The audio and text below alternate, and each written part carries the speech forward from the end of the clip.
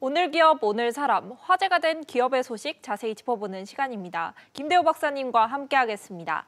박사님 안녕하세요. 네, 반갑습니다. 오늘 짚어볼 기업들입니다. 롯데그룹과 셀트리온, 그리고 대만의 TSMC와 CJ제일제당까지 들어보겠습니다. 첫 번째 롯데그룹입니다. 지난해 세상을 떠난 창업주죠. 신격호 명예회장 별세 1주기를 맞아 신동빈 롯데그룹 회장이 온라인을 통해 소회를 밝혔습니다. 박사님, 지난해는 롯데그룹에게 창립 이래 최대 위기였다라고 평가를 내려도 과언이 아닐 정도로 위기가 굉장히 극심했는데 신동빈 회장이 추모사를 통해 위기 극복 의지를 다졌다고요? 예, 이 신격호 회장이 꼭 1년 전인 작년 2020년 1월 19일 날 세상을 떠났습니다. 네. 그러니까 오늘이 꼭 1년이 되는 그런 해죠. 그래서 롯데에서는 1주기를 맞아서 지금 잠실에 있는 롯데월드에다가 추모관을 세우고 또 전 직원들이 온라인으로 지금 추모를 하는 그런 지금 모습인데요. 특히 1주기를 맞는 신동빈 회장의 이 감회가 상당히 남다를 것으로 보여요. 네. 사실 신격호 회장은 초창기에 혈혈단신으로 사실은 이 밀항선을 타고 불법으로 일본으로 넘어가서 단돈 35엔으로 거대한 재벌을 만들어서 다시 고국으로 돌아와서 우리나라에서도 기업 보국, 산업 보국에 혁혁하게 기여를 했습니다마는 막판에 이 후계 승계를 결단을 내지 못하고 큰아들, 둘째 아들로 오락가락하는 바람에 이른바 형제난이 일어나서 마지막에 상당히 곤혹스럽고 본인도 회장에서 쫓겨났죠. 그런 와중에 이제 신동빈 회장이 형제난을 통해서 가까스로 동생으로서 회사를 장악을 했는데 또 지난 1년간 신격호 회장 가신 후 1년 동안 작년 코로나가 1월 말에 오지 않았습니까, 우리나라에? 네. 신격호 회장이 별세 환자마저 코로나가 와서 그 1년 동안은 그야말로 롯데로서는 직격탄을 맞은 해였죠. 롯데가 그룹이 주력이 쇼핑, 그다음에 이 호텔, 화학 이 세 가지가 있는데 쇼핑과 이 호텔은 그야말로 마이너스 성장에 마이너스 한 30% 이상 영업이익으로 볼 때요. 그렇게 큰 타격을 받았고 롯데 케미칼 쪽에서도 또 화재 사고가 일어나서 어려움을 겪었던 최악의 해였죠. 그래서 신동빈 회장은 아버지 1주기를 맞아서 아버지가 그립다. 아버지의 그 도전을 극복하는 역경의 정신으로 다시 한번 시작하고 싶다. 이런 소회를 털어놓기도 했습니다. 네. 악재가 겹친 한 해였던 것 같은데 지난해에는 이제 코로나19가 막 들이닥쳐서 갈팡질팡했다면 올해야말로 신동빈 회장이 진짜로 위기 탈출해야 될 해로 보이는데요. 그렇습니다. 지금 이 신동빈 회장이 그 여러 가지 지금 과제를 눈앞에 두고 있는데요. 하나는 지금 오프라인으로서만은 도저히 승부를 하기가 어렵다 하는 그런 시대가 지금 야기가 됐어요. 네. 코로나19가 서로 백신으로 해서 극복이 된다 하더라도 쇼핑, 이 호텔 이런 문제들은 역시 온라인과의 융합을 해야 된다라는 그런 과제를 안고 있는데 신동빈 회장이 롯데온 시스템을 발족을 시켰습니다. 네. 많은 오프라인에서의 가게들을 통폐합을 시켰는데 그게 아직까지는 지금 성과를 내지 못하고 있어요. 이 대목에서 신동빈 회장의 큰 과제가 있다고 보겠고요. 또 하나는 이 호텔의 상장입니다. 롯데호텔 상장이 지금 제대로 되고 있지 않죠.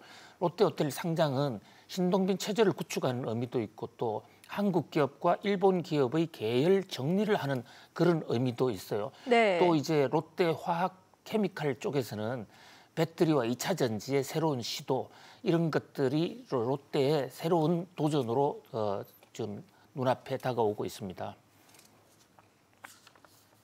네, 다음은 셀트리온입니다. 어제 셀트리온이 자체 개발한 코로나19 항체 치료제의 식약처 조건부 허가 승인이 났죠. 시중에 판매를 하면서 3상 시험을 별도로 진행하는 건데 최종 승인 가능성도 높아졌습니다. 박사님, 셀트리온 입장에서는 호재잖아요. 자연스럽게 주가가 오르지 않을까 기대를 했는데 상황은 정반대였다고요? 네, 주가가 오전 중에 크게 오르다가 이 자문위원회의 결과가 자세히 알려지면서 역전 반전을 해서 장 마감 시에는 대폭 하락하는 그런 치욕의 하루를 보냈습니다. 네. 자, 지금 정확한 상황은 이 셀트리온이 새 치료제를 내놨다 하는 것과 관련해서 식약처에 긴급 승인 신청을 했어요. 그러니까 식약처에서는 바로 심사를 할 수가 없고 여러 가지 자문을 거쳐야 되는데 어저께 나온 것은 자문위원회의 자문 결과 보고서입니다. 이 자문위원회의 결과 보고서가 이 셀트리온의 치료제가 정확하게 효과가 있는지 없는지 잘 모르겠다라는 것으로 종합해 볼 수가 있어요. 그러나 일단 이 환자가 치료하는 것은 위약과 이 셀트리온 치료제 약을 비교해 보면 약 3일 정도 단축하는 효과가 있으니까 3상을 별도로 시행한다는 조건을 걸고 식약처에다가 그 허가를 해주는 것이 좋겠다라고 권고를 했어요. 네. 그런데 이제 자문단의 의견 중에서 가장 중요한 것은 이 약을 투약했을 때, 이 항체 치료제를 투약했을 때 바이러스가 줄어드느냐. 그런데 줄어드는지 안 드는지 유의한 결과를 도출하지 못했다라고 결론을 내버린 거예요. 사실 이 셀트리온의 코로나 치료제는 우리나라의 코로나 극복과 관련해서 K-방역의 가장 핵심 사안이었습니다. 문재인 대통령이 여러 번 강조했고 또 정세균 총리도 회사를 여러 번 방문하면서 격려했고 우리나라 정부 돈도 많이 들어가 있어요. 우리가 코로나 백신을 조기에 확보하지 못했던 것도 정세균 총리는 우리나라는 치료제에 강한 나라다.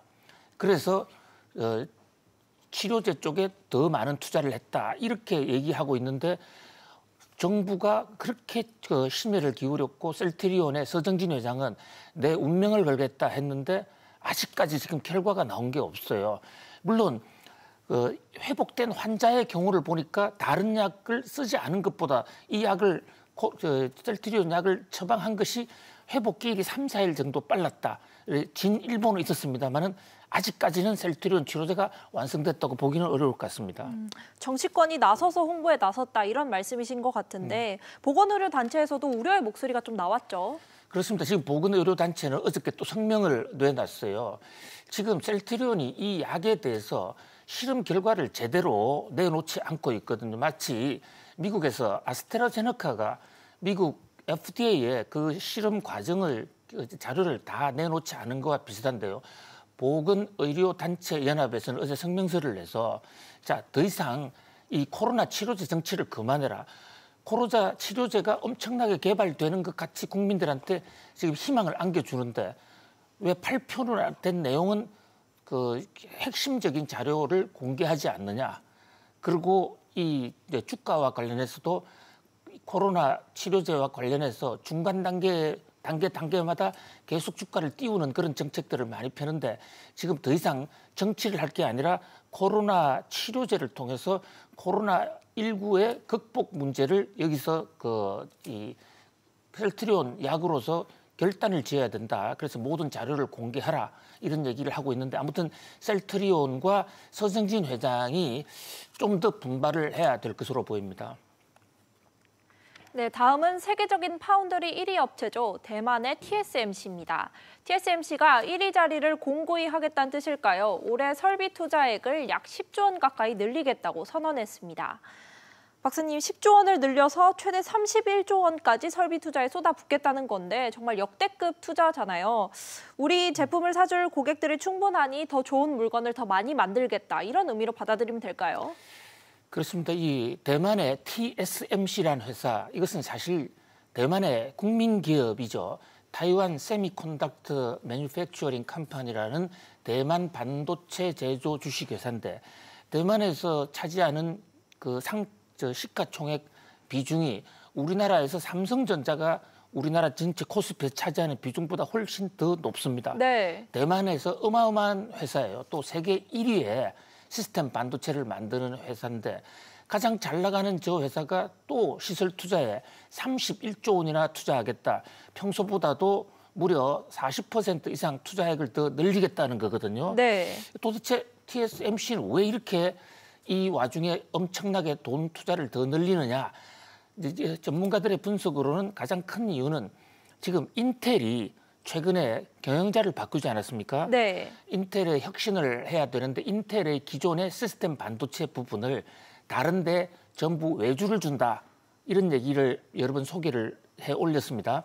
그런데 바로 그 대목에서 TSMC가 그 인텔 물량을 받겠다는 겁니다. 네. 그렇게 하기 위해서는 31조 원 아니라 그 이상도 투자하겠다 이러는데요. 세계 반도체 업계가 이제 인텔이 시스템 반도체를 놓게 되면 그 분야에서 완전히 그 대만의 TSMC가 세계 1위로 우뚝 서겠다는 그런 전략으로 보이고요. 특히 초미세 공정이라 해서 5나노 이하의 반도체는 아시는 대로 자그마한 판에다가 많은 회로를 깔아야 되는데 네, 세밀한 공정이죠. 그렇습니다. 아주 세밀한데 거기에 더 정밀하게 들어가는 그 공정, 거기서 지금 TSMC가 가장 앞서 있거든요. 그것을 더 낮추고 또 초미세 공정을 전 세계에 확대한다. 특히 미국에다가 지금 대대적인 공장을 짓게 됩니다. 그러면 시스템 반도체는 대부분 패블리스 회사들이 발주를 하는 건데 네. 우리나라 삼성전자가 메모리 부분에서는 잘하면서도 이 비메모리 부분 시스템 쪽에서는 잘 안 되는 이유 중에 하나가 패블리스의 발주가 잘 없는 거예요. 네. 그런데 미국에다가 바로 공장을 설치하게 되면 TSMC는 더 이 수주를 더 많이 받게 되고 삼성전자와의 2위 삼성전자와의 차이가 더 벌어질 수 있다. 그런 면에서 TSMC의 31조 역대급 투자는 우리 반도체 업계에서도 민감하게 받아들여야 될 것으로 보입니다.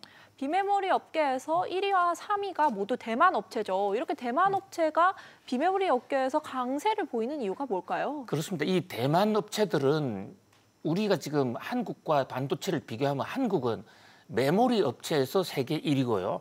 대만은 비메모리입니다. 그런데 이 가덕률 쪽을 놓고 보면 메모리 쪽은 노동 집약적 산업이어서 노동 단가 따먹는 아주 수익성이 낮은 산업이에요. 많은 공장을 지어야 되는데 돈은 많이 못 번다 이런 얘기죠. 그에 네. 반해서 대만은 지금 기술 집약적인 이 메모리 쪽에 들어가서 특히 인공지능이라든지 자동차 이런 부분에 두뇌 부분에 해당하는 메모리를 대만이 지금 압도하고 있고 1등 TSMC도 대만 회사고 3등 UMC도 대만 회사고 또 10등까지를 보면 그 안에 대만 회사가 5개가 들어가 있는데요. 네. 이것은 대만의 인적 네트워크의 힘이 큰 것 같습니다. 지금 대만 사람들이 미국에 이민 간 지가 오래됐죠. 그래서 그 우수한 머리로 미국의 아이비리그 공과대학을 쭉 졸업을 하면서 지금 AMD라는 회사, 그다음에 또 엔비디아라는 회사, 네. 거기에 CEO나 창업주가 다 대만계 미국인들입니다. 네. 지금 TSMC의 모리스 챙도 저분이 중국 저장성에서 저장성이란 것은 알리바바 마윈하고 같은 고향 사람이에요. 그런데 미국 유학을 갔다가 이제 국적을 대만으로 바꾸고 거기서 반도체의 그 아버지로 불리는 사람인데 대만에 들어와서 회사를 만든 그런 인적 네트워크가 잘 갖추어졌다. 결국 사람을 잘 키웠다 이런 얘기거든요. 그런 면에서 볼 때 우리도 지금이라도 좀 이 반도체 분야, 특히 시스템 분야에 인재 배출에 더욱더 좀 심혈을 기울여야 해야 될 것으로 보입니다. 어제 재계는 이재용 부회장의 구속 소식으로 떠들썩했죠. 근데 같은 날 CJ제일제당의 이선호 씨가 복귀 소식을 알렸습니다. 앞서 마약 문제로 물의를 일으켜 물러난 지 1년 4개월 만인데요. 박사님, 이재용 부회장 소식으로 사실상 이선호 씨의 복귀 소식에 관심이 좀 덜했어요. 공교롭게 시간이 좀 들어맞았네요. 예, 이선호 그러니까 CJ의 앞으로 경영 승계 예정자죠. 이선호 씨가 슬그머니 복귀를 했는데 네. 언론에도 알리지를 않았어요. 그런데 이제 일각에서는 이게 이재용 부회장의 그 구속 수감 소식에 맞춰서 일부러 인사발령을 낸 것이 아닌가, 그래서 물타기를 한 것이 아닌가 이런 보도도 지금 나오고 있습니다. 물론 뭐 그러지는 않았으리라고 보는데 1년 4개월 동안 그동안 마약 문제로 회사에서 떠나 있었기 때문에 뭐 언젠가는 복귀할 것으로 예정은 했었지만은 일각에서는 아직까지 집행유예 기간 중인데 좀 너무 성급한 것이 아닌가 이런 지적도 있어요. 자, 이선호 씨는 사실은 우리나라 최대 기업인 삼성그룹의 적장자입니다. 그러니까 이병철 회장이 회사를 창업하지 않았습니까? 네. 이병철 회장의 큰 아들이 이맹희 씨고 네. 이맹희 씨의 큰 아들이 이재현 씨, 지금 CJ그룹 회장이죠. 그 이재현 씨의 외아들이자 큰 아들이 이선호 씨거든요. 그러니까 어저께 법정 구속이 된 이 이재용 네. 부회장은 이 이선호 씨의 삼촌이 되는데 학렬로서 이제 한 단계 높지만은 그 적장자 순에서는 사실 이선호 씨가 이재용 부회장보다도 가문 내에서는 더 승계 수위가 더 높다고 이렇게 볼 수가 있죠. 이제 그런데 지금 이 CJ그룹에서는 삼성 쪽에 비해서 훨씬 더 삼성전자 쪽에 비해서 윗학렬이기 때문에 나이가 더 많은데 그룹 승계가 안 돼 있다. 그런 면에서 이재현 회장 건강도 그렇게 썩 좋지 못하고 그래서 조금 다급할 거예요. 그래서 이제 승계 복귀를 해서 CJ제일제당의 글로벌 팀장으로 이렇게 맺겠습니다만은 마약 문제 때문에 나가 있지 않았습니까? 네. 뭐 그런 면에서 다시는 그런 시행착오를 범하지 않고 좀 멋진 비즈니스맨으로 거듭나주기를 바라는 마음이 좀 제게 많습니다. 승계 작업을 좀 서두르고 있는 것으로 보이는데 다른 이야기도 한번 짚어볼게요. CJ 대한통운이 금호산업의 지분 3%를 이제 보유하고 있잖아요. 근데 이게 보유하는 비하인드 스토리가 그 이재현 회장과 금호산업 그 회장 간에 이렇게 약간 끈끈한 정이 있다 이런 이야기도 있죠. 그렇습니다. 이 금호산업 하면 아시아나 항공의 오너죠. 네. 최근 지금 그 인수 절차를 받고 있는 박삼구 회장이 좀 실질적인 오너로 있죠. 그런데 원래 삼성가에서 형제의 난이 생겨서 이재용 부회장의 아버지인 이건희가 셋째 아들임에도 불구하고 쳐다들인 이맹희 씨를 제치고 승계하지 않았습니까? 그때 사실 이 이맹희 가족들은 길거리 나앉을 그런 위기가 있었는데 네. 그때 CJ그룹을 만들 때 바로 지금 그래픽에 나오는 박삼구 회장이 도와줬어요. 박삼구 회장과 이재현 회장은 고려대학교 또 박삼구 회장 연세대학교 나오는데 학교 다닐 때부터 잘 아는 친구 사이였다고 그래요. 그래서 그 당시에 돈을 대줘댔고 이제 아시아나가 어려울 때 거꾸로 CJ가 돈을 대주면서 서로 상부상조하는 그런 관계인가요? 예, 금호 산업에다가 많은 금액을 투자했는데 이게 지금 박삼구 회장이 아시아나가 무너지면서 금호 산업의 주가가 폭락하는데 그 유탄을 지금 CJ그룹이 맞는 그런 어떤 재계의 한 이면사도 지금 주목을 받고 있습니다. 네, 재밌는 이야기인 것 같습니다. 오늘은 여기까지 듣겠습니다. 박사님 감사합니다. 고맙습니다.